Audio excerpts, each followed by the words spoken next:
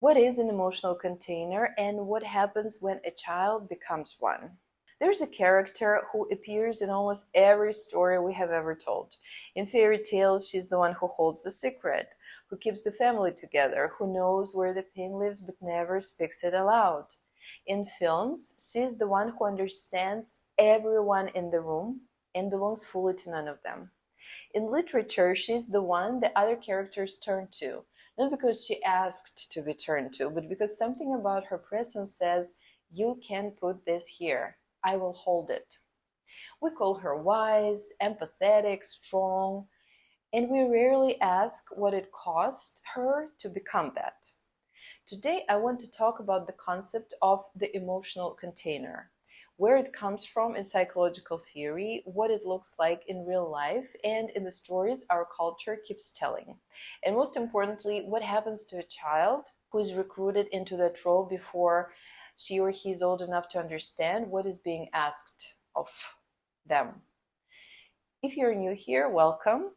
If you have watched my earlier videos on daughters of narcissistic mothers, projective identification, this video will deepen all of that, because the emotional container is the mechanism underneath all of it. Where does this concept come from?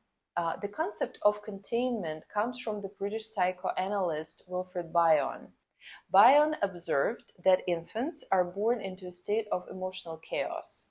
They have no capacity yet to make sense of what they feel. They are flooded by hunger, fear, longing, rage, and they have no framework for understanding any of it. It is simply unbearable sensation.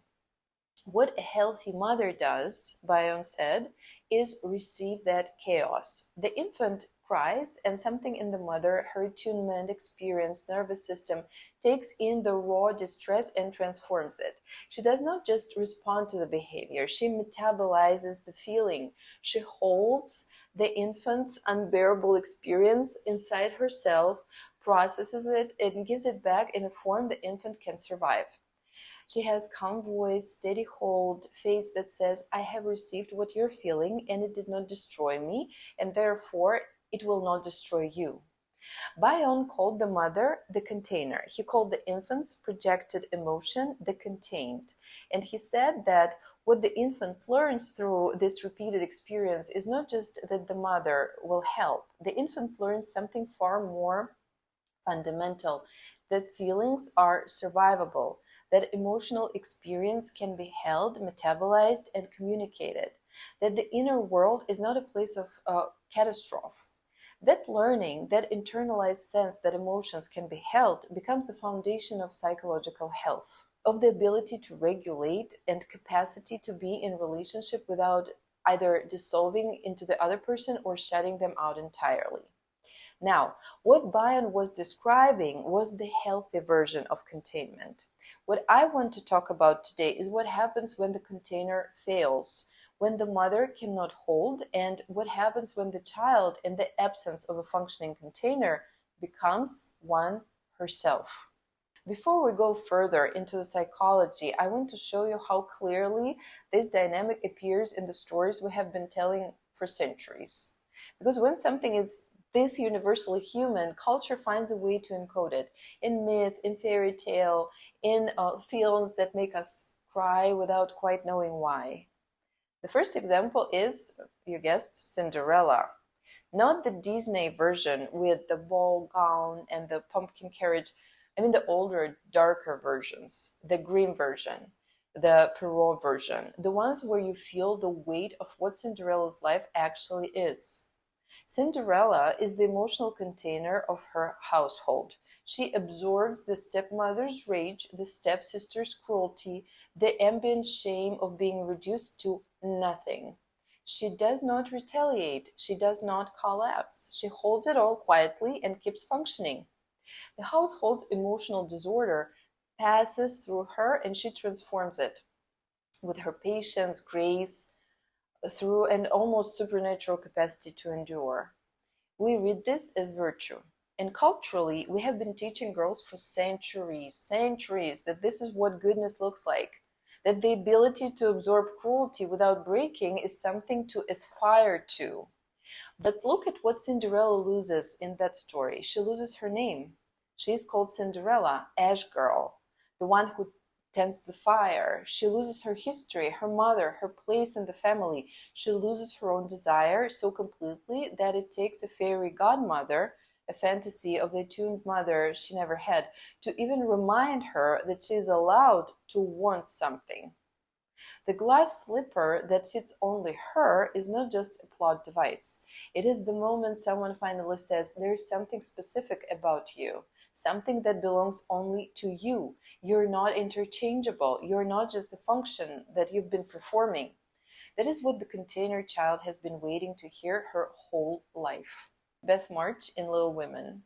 Beth is the emotional heart of the March family. She does not want things for herself, or if she does, she lets those wants dissolve in the service of the family's harmony. She's the one everyone feels better around. She's the one who holds the home together simply by being in it. And she's the one who dies.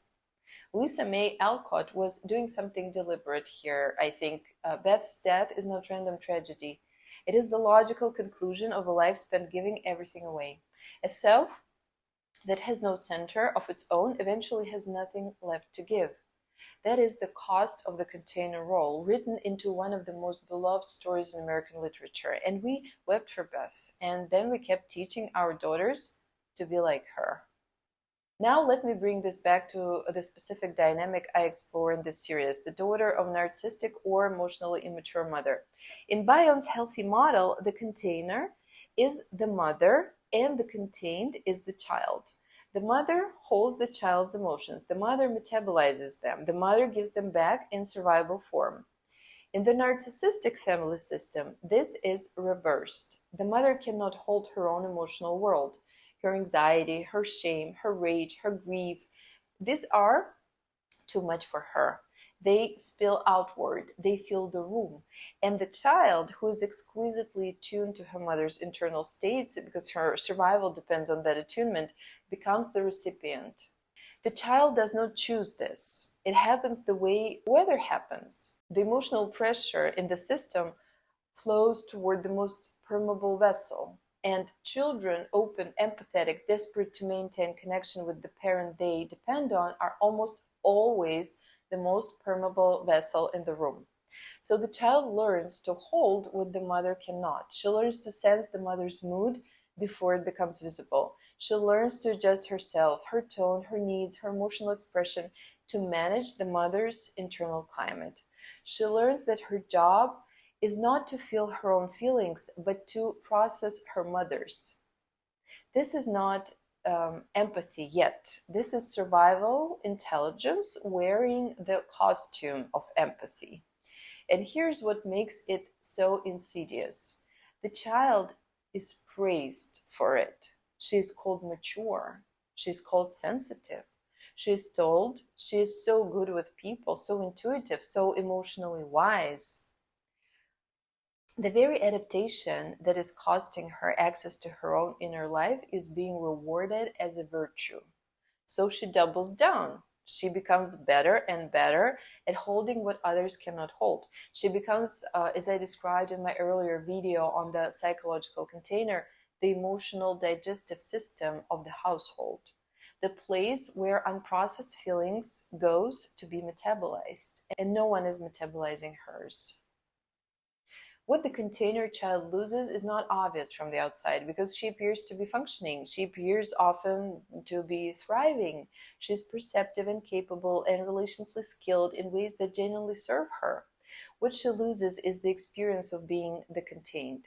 She never learns what it feels like to bring her emotional chaos to someone and have it received, to feel unbearable and have someone stay steady in the face of that, to be the mess, the need, the unformed feeling, and have someone hold it without flinching. Without that experience, several things happen. She does not develop full trust in her own emotions because her emotions were never given back to her in metabolized form. So they remain in their raw state, overwhelming, difficult to name. She learns to distrust them, to bypass them, to manage them rather than feel them. She develops what we might call a structural loneliness. She is surrounded by people who need her, people who feel better in her presence, people who tell her she's extraordinary, and she's alone in a way none of them can see. Because being needed is not the same as being known. Being someone's container is not the same as being someone's beloved. And she carries a particular kind of exhaustion that rest does not touch, because the exhaustion is not in the body, it is in the self. It is the fatigue of having spent years being a place for other people's feelings to live, while her own feelings had nowhere to go. I want to end with one more story, this one more recent. In the film Encanto, there's a character named Luisa. She has the gift of strength, literal physical strength. She carries things, she moves rivers, she holds the weight of everything the family and the village need held. And everyone loves her for it. Everyone relies on her. And there's a song she sings, Surface Pressure, where for the first time she tells the truth. The weight is breaking her. Not the physical weight, the weight of being the one who holds everything. The terror that if she stops, if she cracks, if she puts something down, everything will collapse and it will be her fault. She sings, I'm the strong one, I'm not nervous, I'm as tough as the crust of the earth is. And underneath that, the real lyric, give it to your sister, she can handle it.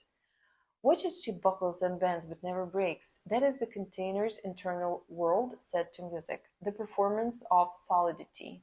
The private terror underneath, the bending that never becomes breaking, not because she's invincible, but because she does not allow herself the luxury of breaking, because she was never given permission to be the one who needs holding.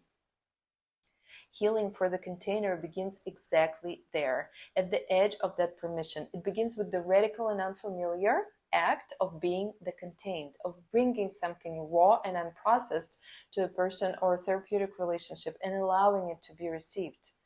Of discovering slowly and imperfectly that your emotional chaos does not destroy the people who care about you, that you are allowed to need, that you are allowed to be held. You spend years being the place where feelings went to be processed. The work of healing is learning to let your feelings be processed by someone else. Learning that you are not only a container, that you were always someone who deserved to be contained. The emotional container is one of the most quietly pervasive roles a child can be recruited into. It produces people who are extraordinary at caring for others and estranged from caring for themselves. Many of them become psychotherapists. People who read every room perfectly and cannot tell you what they feel in an empty one. If you recognized yourself in any of this, in Cinderella's silent endurance, in Beth's self-erasure, in Luisa's surface pressure, I want you to know that the role was real, the cost was real, and the path out is also very real. It starts with one question. What am I feeling right now underneath everything I'm holding for everyone else? That question, returned to again and again, is the beginning of finding your way back to yourself. If this landed, explore the other videos in this series and leave a word in the comments. I want to know you're here. Take care.